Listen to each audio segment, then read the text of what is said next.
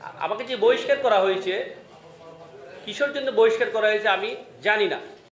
বাংলাদেশ জাতীয়তাবাদী দলের ভারপ্রাপ্ত চেয়ারম্যান তারেক রহমানের দৃষ্টি আকর্ষণ করে জাতীয়তাবাদী যুবদল চট্টগ্রাম মহানগর শাখার সাবেক সাংগঠনিক সম্পাদক এমদাদুল হক বাদশার বিরুদ্ধে আনীত মিথ্যা তথ্য, উপাত্ত ও প্রতিহিংসার রাজনৈতিক ষড়যন্ত্রমূলক অনৈতিক বহিষ্কার আদেশ নিরপেক্ষ তদন্তপূর্বক প্রত্যাহারের দাবিতে সংবাদ সম্মেলনের আয়োজন করা হয়।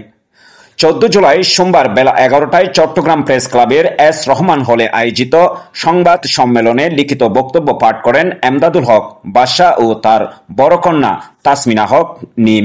আমি একজন রাজনীতিবিদ, রাজনীতির মধ্যে পক্ষে বিপক্ষে থাকবে, এটাই স্বাভাবিক। কিন্তু আমার বক্তব্য হলো যে আমাকে বহিষ্কার করেছে, এটার বিরুদ্ধে আমার কোনো রাগ অনুরাগ কিছুই নেই। সংগঠন এই কাজটি করতে পারে, আমি সংগঠনকে সাধুবাদ জানাই।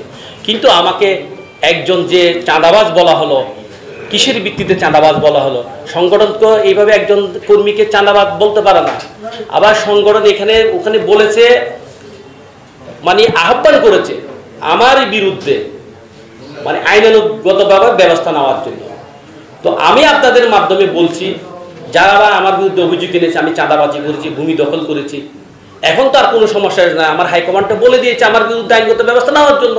সে আমার বিরুদ্ধে থানায় মামলা করতে পারে, কোর্টে মামলা করতে পারে, আপনাদের সহযোগিতা তারা দিতে পারে। একটা অভিযোগ, একটা মামলা করে নিয়ে আসেন আমার সামনে।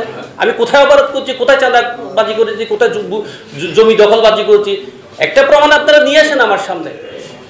আমি আপনাদেরকে বিনীতভাবে অনুরোধ করছি। এখন তার কোনো সমস্যা না। আমি তো এজ একজন সাধারণ নাগরিক, আমি একজন বিএনপির ভোটার হিসেবে এখন আমার তো এখন আর কোনো ক্ষমতা না, দলীয় কোনো ক্ষমতা। আমার দলের প্রভাব আর বিস্তার করতে পারবো না। যারা বলছে আমি দলের প্রভাব বিস্তার করছি, আমি আপনাদেরকে একটি দুঃখের কথা, আমার কষ্টের কথা একটা বলি।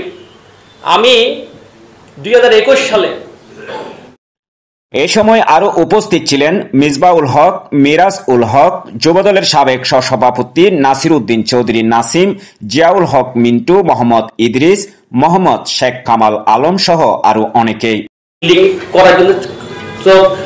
করার জন্য আমি প্রস্তুতি গ্রহণ করি। যখন আমি বিল্ডিংটা তৈরি করি, আমি কিন্তু ব্যাংক থেকে 1,35,00,000 টাকা লোন নিয়েছি।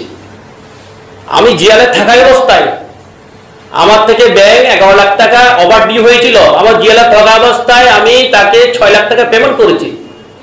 তখন আওয়ামী লীগ গভর্নমেন্ট ক্ষমতা ছিল। আমি টাকা পেমেন্ট করার পরে আমার বিরুদ্ধে মামলা করে দিয়েছে, আমি এবং আমার স্ত্রীর বিরুদ্ধে। আমার থেকে ব্যাংক এখন 25 লাখ টাকা পায়। আমি যদি চাঁদাবাজি করতাম, জমি জবরদখল করতাম, এত টাকা পয়সা যদি আমার থাকতো, তাহলে তো আমি যে ব্যাংক ডিফল্টার, আমি ব্যাংকের টাকার মধ্যে পেমেন্ট করতে পারতাম। আপনারা আইসিসি ব্যাংকে যান, চকবাজার শাখায় গিয়ে জিজ্ঞেস করে আসেন, আমি যে চাঁদাবাজি করেছি, এত কোটি কোটি টাকা কামাই, যে টাকাগুলো গেলে আমার অ্যাকাউন্ট আছে, আমি বললে আপনাদেরকে আমার প্রত্যেকটা তথ্য আমি আপনাকে দিতে পারবো। এটা সম্পূর্ণ একটা মিথ্যা বানোয়া একটা কাহিনী, কল্প কাহিনী তৈরি করে আমাকে শুধুমাত্র এই যে চট্টগ্রাম শহরে আপনারা জানেন একটি যুবদলের সামনে কমিটি গঠন করা হবে, আপনারা জানেন আমি এখানে স্ট্রং সাধারণ সম্পাদক প্রার্থী ছিলাম।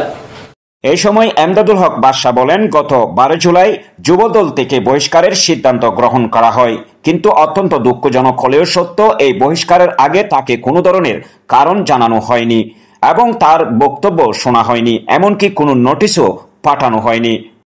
তিনি বিষয়টি পুনরায় সুষ্ঠু তদন্তের দাবি করেন। আমাকে যে বহিষ্কার করা হয়েছে, কিসের জন্য বহিষ্কার করা হয়েছে আমি জানি না। আমাকে কোনো ইনফর্ম করা হয় নাই আমাকে কেন বহিষ্কার করা হয়েছে।